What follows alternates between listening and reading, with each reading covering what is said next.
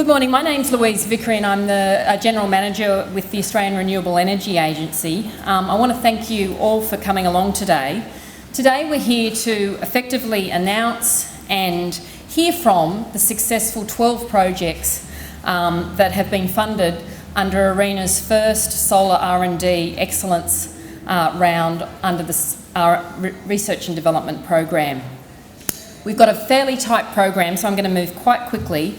To offer this official welcome on behalf of the University of New South Wales, I would like to invite Professor Les Field, Uni of New South Wales Deputy Vice-Chancellor of Research, to the stage. Thanks.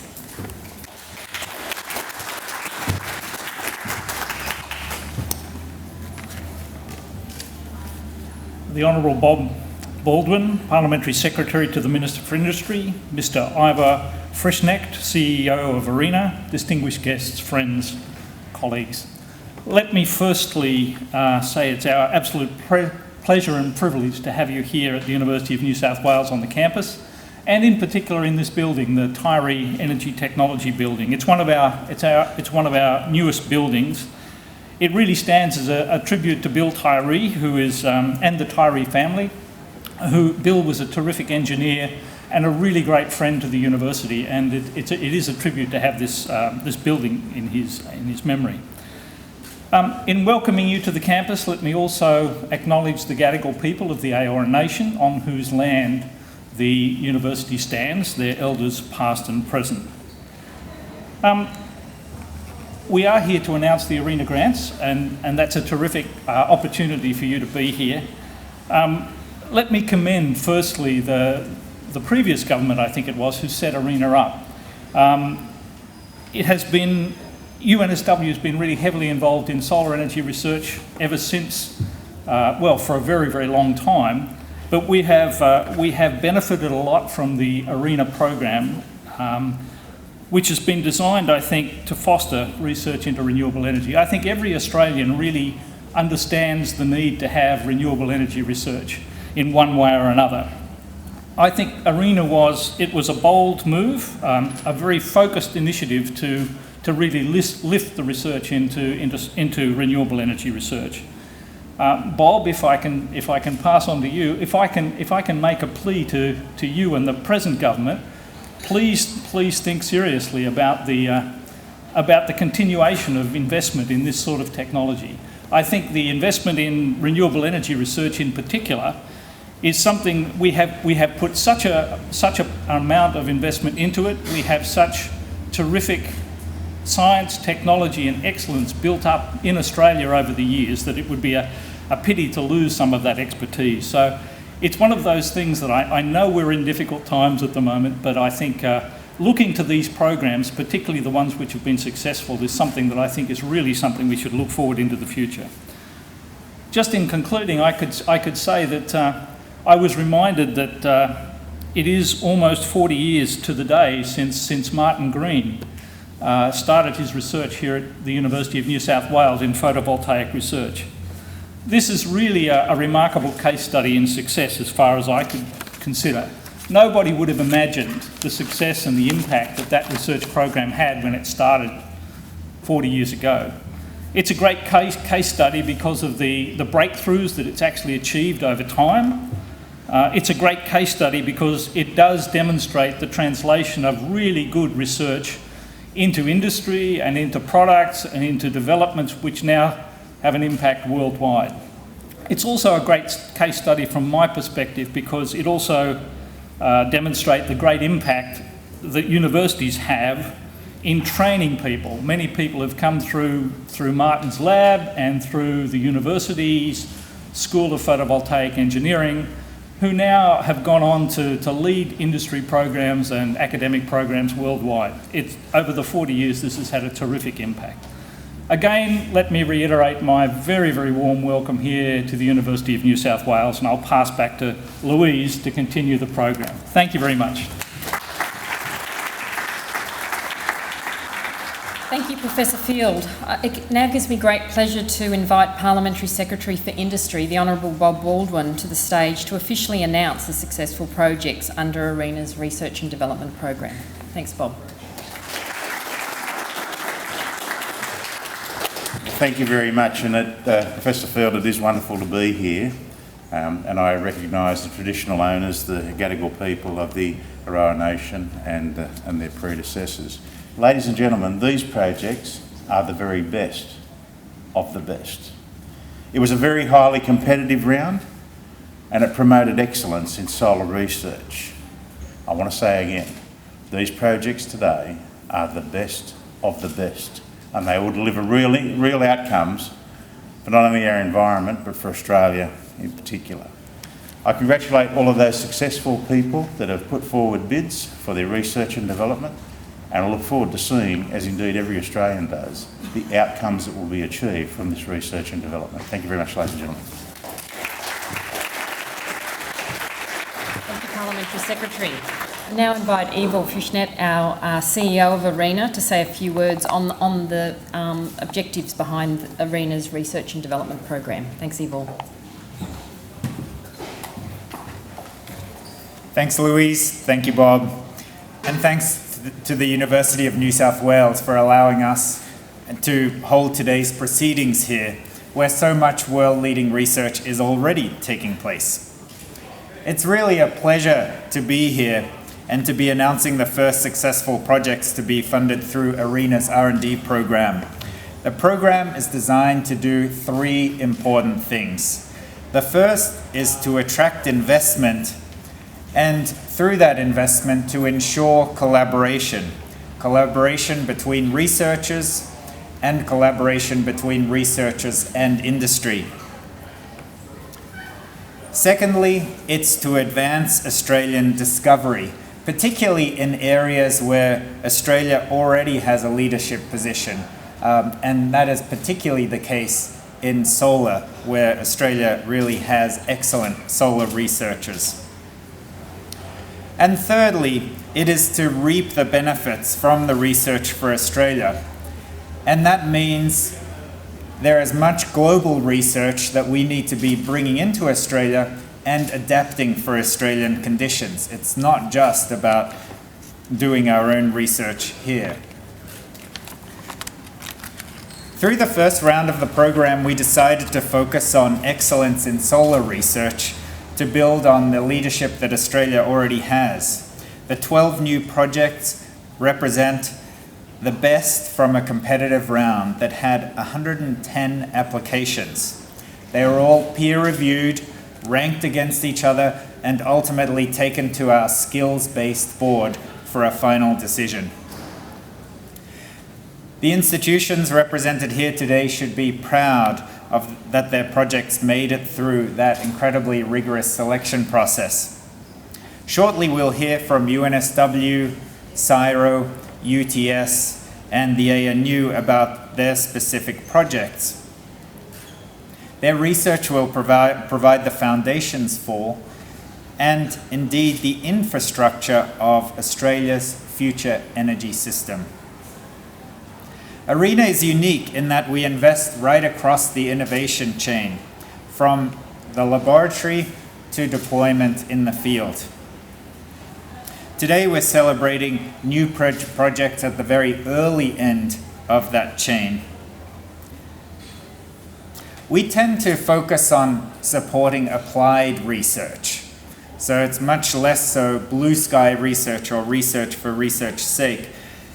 There's a direct correlation between the research projects we fund and applications in the field. In the case of solar cells, the research is often incorporated directly into existing manufacturing processes, leading to royalty income and better, cheaper solar panels in only a handful of years. We heard from Parliamentary Secretary Baldwin that Australia has one of the world's best solar resources, and I certainly don't need to tell you that again. But these new 12 projects really go to the heart of more effectively harnessing that solar resource through increasing efficiency and reducing costs. I'm convinced that with projects such as these, the costs of solar energy will continue to dramatically decline over the next few years.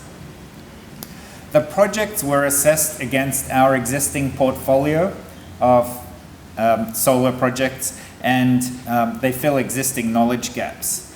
Several aim to improve the makeup of solar PV cells by improving materials, fabrication, and the manufacturing process. Others aim to make storage more effective, and some others focus on the challenges facing solar thermal. But all of them have the potential, in fact, we expect that they will make solar power more competitive and make it used more widely. It's very telling and a good sign that partners and industry, both international and domestic, have stumped up $50 million to add to our $21.5 million. So there's a good amount of money to deploy in making progress in the area. So finally, let me congratulate all of you who are recipients, and I look forward to working with you and all of your partners to continue to push the technological frontiers that will help make renewable energy more affordable and more abundant in Australia. Thank you.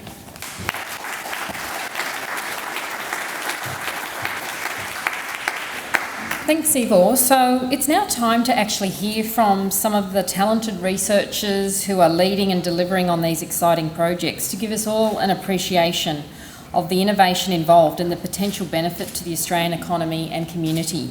We thought it was best to actually hear from those who are leading the research, and we'll begin with Professor Martin Green from the Uni of New South Wales, who is the Executive Research Director of the Australian Centre for Advanced Photovoltaics. Thank you, Martin.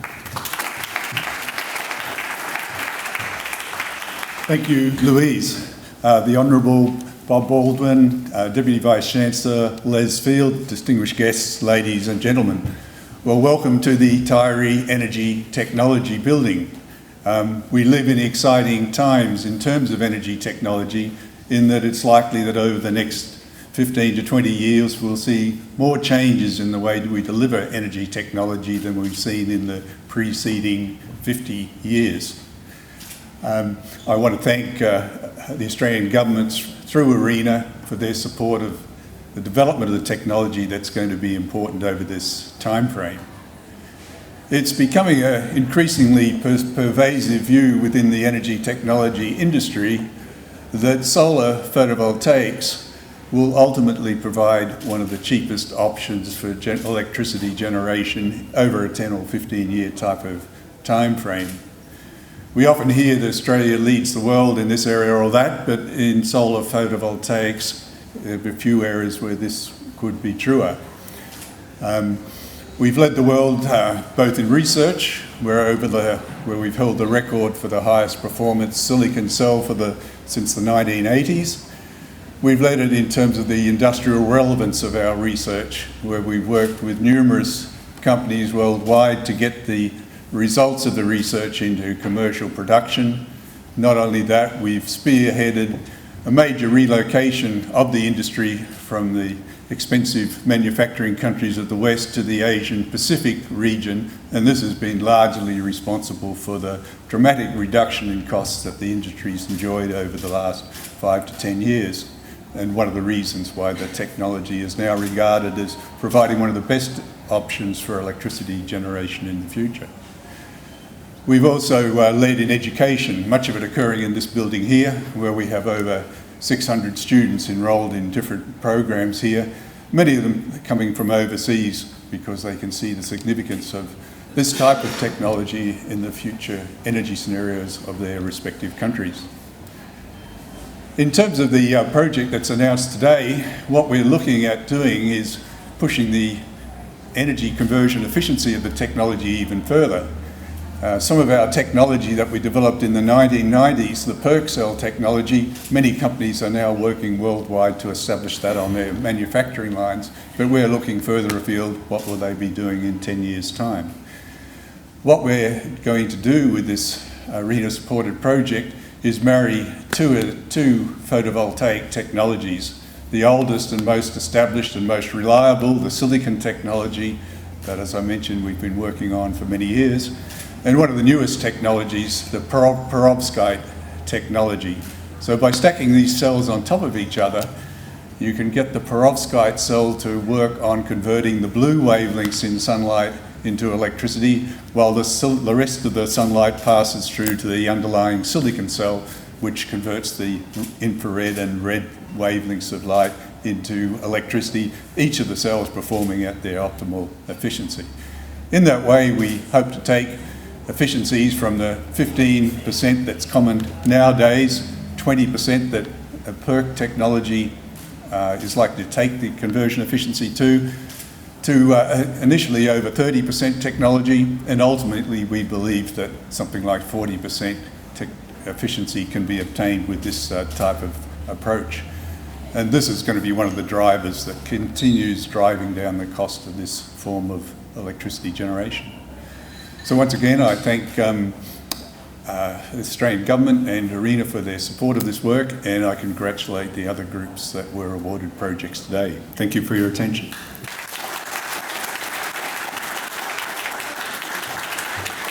Thanks, Professor Green. I'd now like to ask Professor Wang from the University of Technology of Sydney to the stage. Thank you.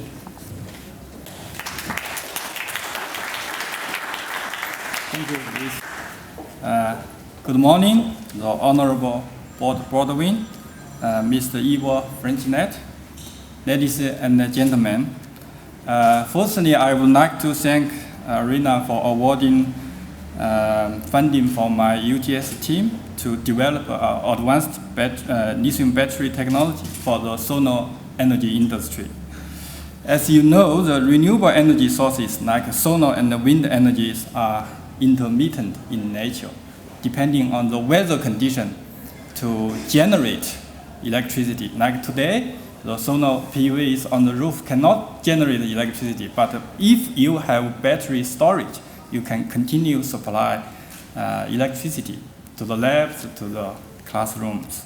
So that means the battery storage is very important and play a very important role in the solar and the renewable energy industry.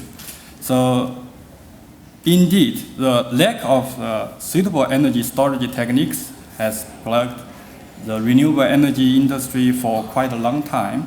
Electricity storage rechargeable batteries is the most promising solution to ensure the consistent energy supply, in particular for solar PV. So our awarded UTS ARENA project aims to develop a low-cost, high-performance energy storage system using lithium-sulfur batteries. So why we choose lithium-sulfur batteries? Because the currently existing battery technologies, such as lead-acid batteries in the car and lithium-ion batteries for mobile phones, for notebook computer, cannot meet the requirement for large-scale electricity storage, owing to the poor performance and also high cost. The cost for our lithium-ion battery for mobile phone is quite high, cannot be scaled up for megawatt scale. So our proposed lithium-sulfur batteries has many advantages over the conventional battery system in terms of high energy density, long service life, and low cost.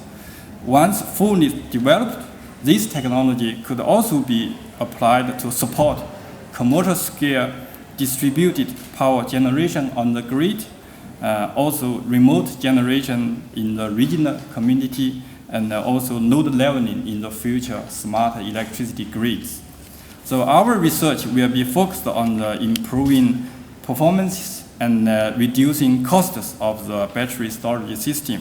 So the outcomes of this project will make contributions to the solar energy industry, generate commercially valuable IP in the area of the advanced battery technologies, and also develop manufacturing opportunities for the next generation of batteries in Australia. Fortunately, this project attracts two industry partners. One is from Korea, a country represents most advanced technologies for lithium batteries, and also another industry partner is from Melbourne. So finally, thanks for ARENA funding support. I hope, because our UTS project is the only project working on the area. It's not solar technology, but it's related, complementary to the solar industry. Thank you.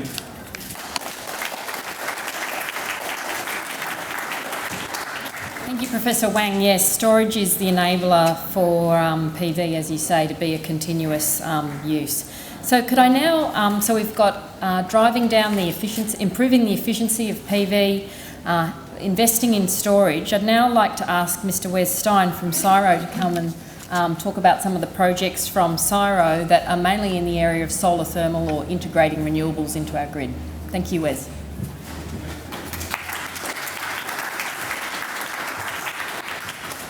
Thanks, Louise. Honorary Bob Baldwin happens to be my member, but there's nothing funny going on here. To ARENA in particular, Ivor, your board and your staff, thank you for the support you've been giving to renewables for so long, and in particular for these projects. If I look at, you support a wide range of renewables, but look at solar thermal in particular, I'd say that over the last 10 years I've seen a tenfold increase in the Australian investment into solar thermal technologies. That's as a result of the ASI and ARENA, and I thank you for that. We're seeing from that international recognition of Australia's leading solar thermal research, and in particular where we're starting to see right now some of the IP proceeds of ARENA's investments perhaps leading through into commercial projects in Australia. First project just quickly like to outline is the Virtual Power Station 2. As PV prices have dropped, market penetration's increased, but you do start to get to the point where PVs can actually be deployed and implemented sometimes without too much planning, and that can lead to the perverse outcome where they need to be curtailed at certain times, so your investment is actually not earning the revenue that you would enjoy. You can't use the grid as the guinea pig, and so in this particular project the algorithms around optimising the integration of PVs, the grid, storage, all the devices and other power sources will be developed, and then they'll actually be deployed in a residential village demonstration. The partners in this project are Selectronic, SMA, Latronics, Tritium, University of Newcastle and Lend-Lease. Now CSIRO's also been successful in 2 solar thermal, concentrating solar power projects. And a solar thermal process works like this. You've got the mirrors at the front end, you've got a receiver which is receiving the concentrated energy, you have storage. We always have to have storage these days, it's absolutely mandatory, and then you have a turbine, and the turbine usually dictates the whole performance of the rest of the system. In this particular project we're working with our partners to develop the most efficient power cycle in the world, known as the Allen cycle. It works on supercritical carbon dioxide as the working fluid. It's not released, it's simply a working fluid, but in that particular cycle you have something like 50% greater efficiency than you do in the steam turbines that we see in our coal-fired power stations today. And because you have higher efficiency, you need less mirrors, you need less capital costs, so the overall cost of electricity goes down. So we'll be looking to solarise that particular cycle, and if you crunch the numbers, it actually seems this sort of supercritical CO2 technology is one of the few options for solar thermal to compete with fossil fuel today. At the other end of the process, you've got the heliostats down at the front end of the field, and these are the mirrors that track the sun, concentrate the sun onto the receiver. Normally you want to go to the sunny areas for these sorts of projects, but in those sunny areas they're often remote, so the labour cost is high, and so the cost of installing these heliostats can end up being quite expensive, and you have the dichotomy whereby your sunniest areas, by being remote, are also potentially some of the most expensive areas to install these projects. So this particular heliostat project will look at ways of reducing the heliostat cost, new design innovations that mean that most of the work is done off-site, and they're effectively brought to site, hopefully just dumped off the back of a truck, computers take over from there, and your labour cost has been minimised. If you think about a heliostat, it's mainly made up of glass, steel, and motors. That's a lot like what our automotive industry does today, and so one of our partners there, Diver Consolidated Industries, will bring their automotive manufacturing expertise to this project, and I think that's the first time where we're starting to see that sort of industry transitioning their manufacturing expertise into solar thermal. And we're also working with Rio Glass, who are the supplier of some of the biggest commercial projects in the world. I do apologise, I should just mention the other partners for the solar alum cycle project, and some of them are here today. Abengoa Solar, the world's largest commercial CSP project developer, Toshiba, National Renewable Energy Labs in the US, 8 Rivers in the US, and also Chinese Academy of Sciences. So again, thank you to ARENA, and we promise to deliver.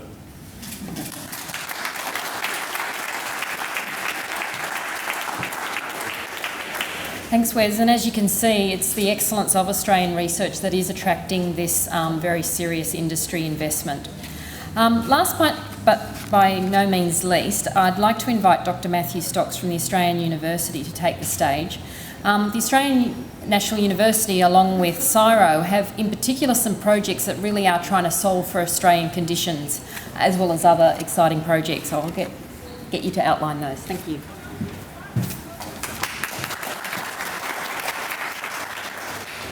The Honourable Bob Baldwin, distinguished guests, ladies and gentlemen.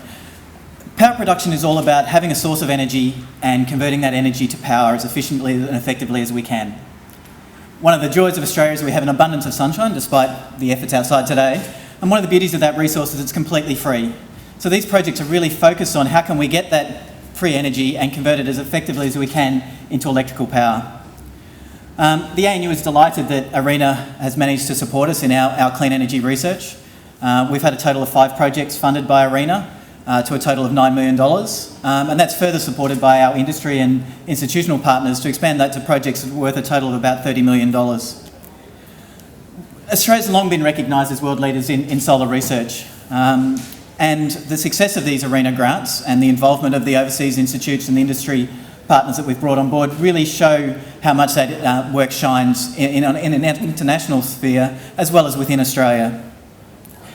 What's really important here is that these sorts of projects, as Igor pointed out, we really are focused on working with industry. So we have the opportunity to take that groundbreaking research that we've done in the laboratories and make sure that they get into the final end use as effectively as possible. So within the work that we're doing, 2 of the projects are funded in the solar thermal space. As was very kindly pointed out, that was all about concentrating the sunlight to produce a source of heat, a very high temperature ideally. So one of the projects is focused on chemical storage, and that is we're going to take manganese oxide and reduce it, change its chemical properties, and then we can store it. And for a later period of time, we can then come back and release that energy and convert that into electrical power. One of the beauties of that is that we do have storage. So we have ability to smooth out the fact that the sun only shines during the day. That work is also going to focus on getting those materials as good as we possibly can and to design the effective receivers that collect that sunshine. There's a second project in the solar thermal space, and that's focused on the design of those receivers, and particularly introducing some blades to the surface of those receivers to try and minimise the amount of heat and hopefully reduce the heat losses by about 50% in that structure. The other 3 projects are focused on the photovoltaic space, and that is right across the value chain from the raw materials right through to the final modules. The first project, which is focused on that silicon, and that is to really identify the defects in that silicon and to identify characterisation techniques that we can very, very quickly cite those defects and therefore change the processes that we undertake to try and make that silicon as good as it possibly can be. The second project is then focused on taking that silicon and converting it into solar cells. And there we have a project which is focused on surface technologies. That's things that we do to the surface of the silicon to make our solar cells work as well as possible. And particularly to start to look at some of those advanced designs that Professor Green was talking about. The PERC cells that were being worked on 20 years ago are now starting to move into large-scale production. We're now starting to look at that next generation. How do we help industry get those into large-scale production? The final project is working with an Australian module manufacturer in Adelaide, Tindo Solar, looking at how we can modify our solar modules for Australian conditions.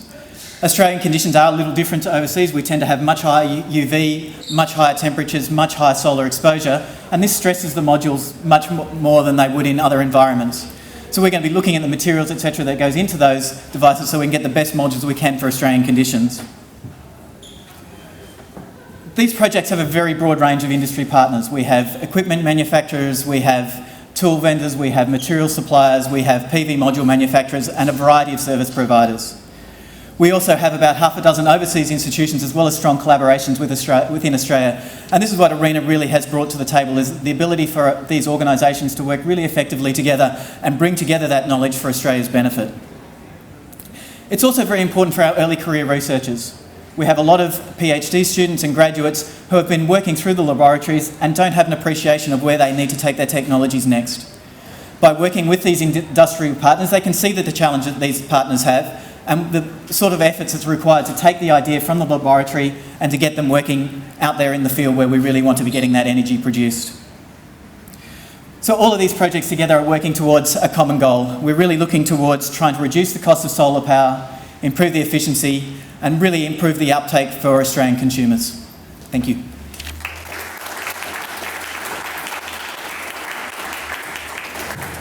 Thank you, Matt. That was excellent summary. So that brings to the end our official proceedings for today. I particularly wanted to thank the Uni of New South Wales once again for providing such a fantastic building as the TRE building, and to thank everyone who's come along today, both to present on their projects but also to hear from those projects and to acknowledge the importance of these projects. You can really see we got 100 applications. It was really quite difficult to pick the best, but we did get the best out of that for our $22 million investment.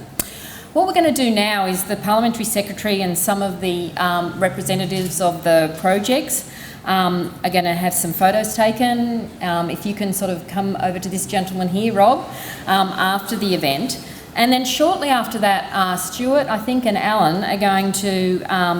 then if people could come back here, there's tea and coffee. There's also fact sheets. Some of the projects have set up a little demonstration. So please, if you want to get some more information, talk to the projects and researchers themselves. And then following that, Stuart and Alan are going to do a tour, hopefully with Bob Baldwin, of the Solar Industrial Research Facility and some of the facilities here, pending time. One of the things I love about the Solar Industrial Research Facility is that because of the world-leading research that's going on in Australia, technical manufacturers of technical equipment are actually wanting to put their equipment here so that the world-leading research can actually occur and their equipment can stay up to date. So it's really demonstrating that if you're really at the front end of that research, you'll start to get industry investment, and it's quite inspiring. So commend that to you. So Alan's over here. If you want to put your hand up, I can't see Stuart. Where's Stuart? But at about 1:45, we'll start that tour off. Okay, thank you very much.